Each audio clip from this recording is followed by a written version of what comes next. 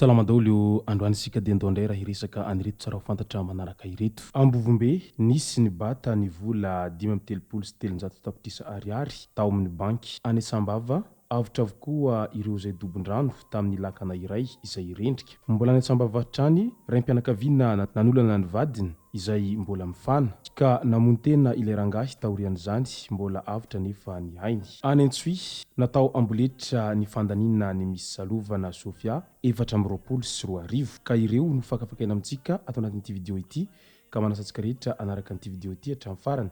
Azadino ny milaiky ny vidéo antsika ary tsarova hatrany ny abonné amin'ny chaîne antsika mba ahafahanareo manaraka tsy tapaka ny vidéo izay lefany amin'ny sisy tonga gasy toy izao ny fanaovana azy.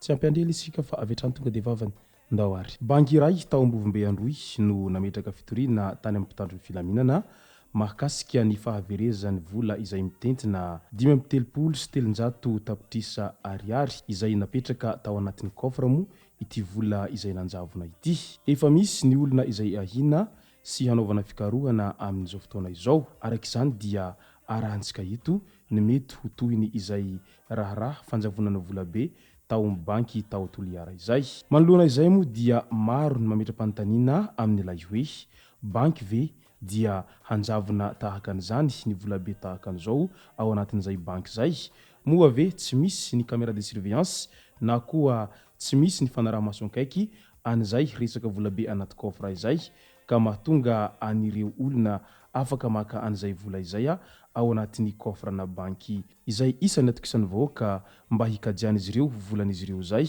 mba tsy ho verimaina ao an-tranon'izy ireo avy.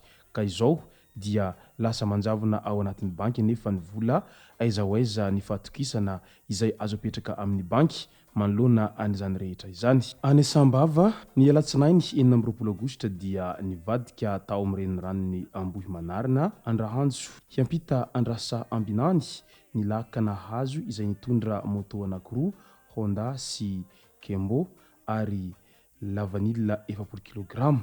Ankizy kely iray izay manodidina ny 420 taona no niaraka tamin'ny olona efatra no samy nilentika anatelin'ny rano. Soa ihany fa samy afitra soamantsara avokoa izy ireo ka tsy nisy ny ainana fohy nandritra an'izay loza an-drano tao Sambava izay.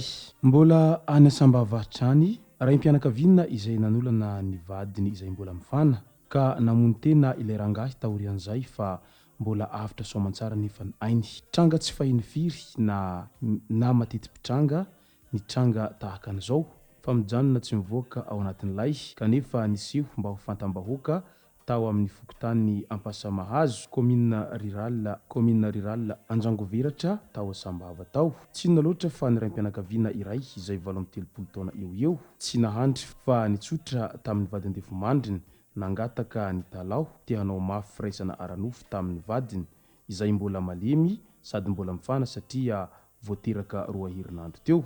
Mbola tena malemy ilay ramatoa sady voasamban'izy ireo raha teo ny nahazo zanaka voalohany ka nanda tsy nanaiky hitahitan'ny vadiny te hiaraka sahady izany ilay madama.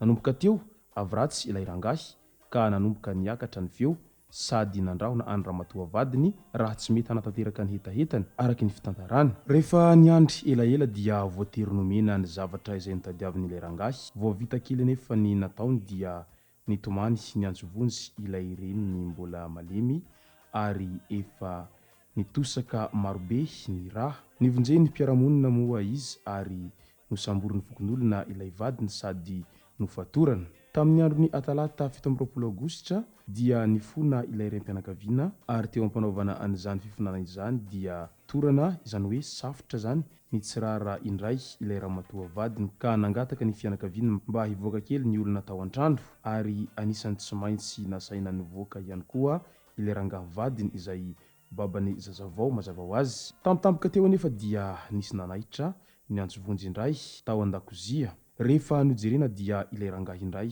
no namono tena nanapaka ny vozony tamin'ny Antsibe ary efa nandriaka ny raha izay nameno ny lakozia. Nivonjena haingana indray ilay rangahy ary nentina teny amin'ny toeram-pitsaboana tao Besopaka Sambava tao ary mbola manaraka fitsaboana moa hatramin'izao. Ilay ramatoa kosa mbola tsy salama ary hoentina amin'ny CSBD ao Anjangoveratra hoy ny fianakaviana hatrany. Efa tonga nitsidika ny fianakaviana raha teo moa ny ben'ny tanàna izay voafidy tao amin'ny komina rurale Anjangoveratra mba nijery sy namakafaka ifotony ny toetra raha misy manoloana an'ireto mpivady ireto. Tena tranga mampididoza ny tahaka an'izao noho ny filana izay tsy voafehy dia lasa mampididoza ho an'ny vadinao sy ho an'ny tenanao, fa mila mitandrina foana amin'izay resaka filana izay, fa lehilahy lehibe ny tena fa tsy sanatria akory bandy kely izay vao mianatra manao sipa. Any Antsohihy indray tsy no hajain'ny mpitsara ny fitsipika sy ny pitsopitsony izay napetraka hoentina hitsarana ireo kandida izay voafantina niatrika ny dingana famaranana tamin'ny misy salovana faritra Sofia tamin'ity taona ity. Raha ny tao anatin'ny lahadinika izay nifanaovana hoy ireo coach avy amin'ny distrika Anakenina dia nivoana tanteraka tamin'ny lamina izay napetraka ny zavanisy. Noho izany manohitra sy tsy mangasitraka io vokatra izay natao amboletra io ary sarotra ny hanohizana ny fiarah-miasa amin'ny zavatra toy izao. Raha nambarany ireo coach avy amin'ny distrikta Anakenina izay tsy mankatoa ny fahalaniny Razafiarsoa Angeline ho misy salovana Sofia 420. Araky ny fanazavany ireo coach tsy nomena fandraisam-pitenenana taorian'ny famoaham-bokatra ny iray amin'izy ireo na dia nangataka aza ny hiteny. Noho izany dia tsy mahazo miteny ny mahakasika ny vokatra navoakan'ny mpitsara ka izay no nandraisan'ireo coach azy. Mino sy matoky izay coach fa raha tena fitsarana marina no natao dia tsy ho mitsy no ho lasa misy salovana Sofia 420. Manao porofo izany tsy mba nampahafantarina ny vokatra alohan'ny anombohana ireo fepetra notakena tamin'ireo kandida tsirairay ho hiatrany ireo coach nalahelo sy tsy nankasitraka ny zavaniseho. Tamin'ny alahady 20 Aogositra moa no natao tao Antsohihy tao an-tampon-tanàna ny dingana famaranana an'izany misy salovana Sofia izany tao amin'ny faritra Sofia iny.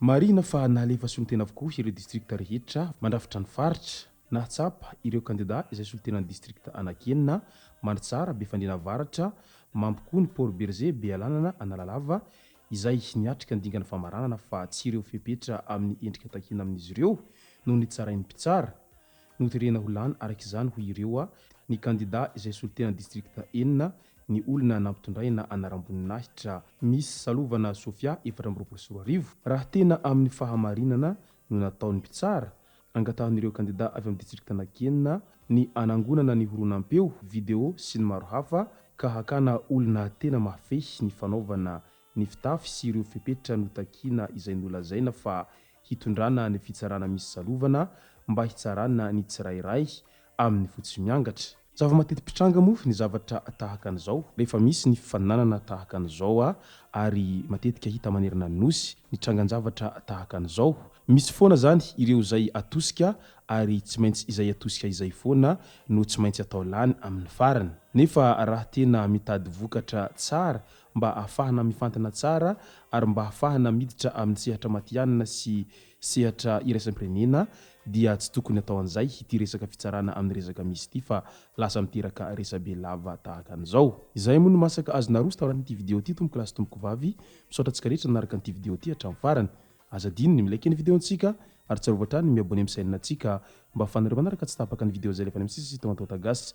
Tomboko lasy tomboko vavy mankasitraka dia maratsoa.